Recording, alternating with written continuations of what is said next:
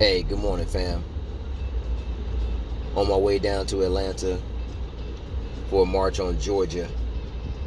Probably long overdue. But we've got some work to do, and we've got to keep this momentum going. Can't allow this thing to fizzle out. Too many things still are happening in our city, in our nation. Just had another murder by the police department in Atlanta on Friday night. Many of you have probably already seen that. Young man was sleeping off some alcohol in his car. Brought to the attention of the police officers. They woke him up. He was actually having a calm conversation with them. They tried to apprehend him and put him in handcuffs. He resisted, ran away, stole a taser, and shot him in the back 3 times. I'm still trying to figure out as I watch that video, and they're shooting in a parking lot right by the drive-thru where there are other people.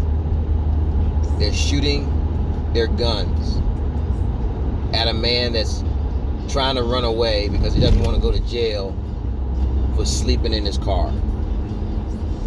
I'm still trying to wrap my brain around this one, just like the others. But as I sat down and I talked to our police chief, she assured me that those types of situations are up to the discretion of the officer, whether or not you even arrest someone or give a citation.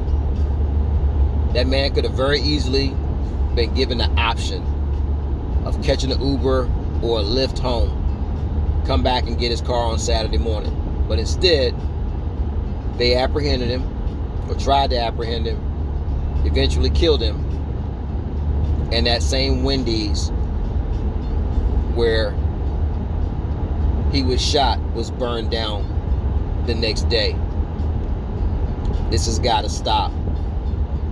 The unnecessary attempt to incarcerate black men for such minor offenses has got to stop. Not just the killing of us.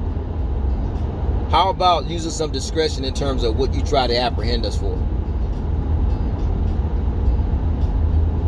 It's like everything we do is hyper-criminalized. I don't think that's a word, but it is now. And this has got to stop.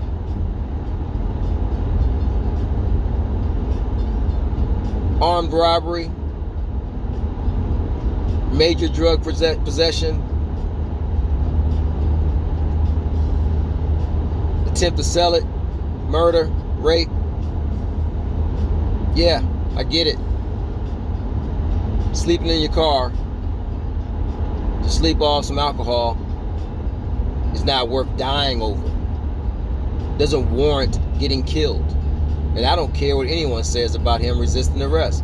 I see video after video after video of white men resisting arrest, firing at officers, wielding a machete, yet they can de-escalate that situation, but you can't de-escalate the situation the black man is sleeping off some alcohol or selling loose cigarettes, running away from a cop because of a broken tail light and doesn't want to go to jail for it. You shoot him in the back. I don't get it. I don't understand it. I can't wrap my brain around this. And I say it over and over. Any one of those could be one of my 3 young black men that I'm raising in my house. One that has a very difficult job as a news reporter in a predominantly white town known for racial issues over the years. As a matter of fact, many of the schools, the big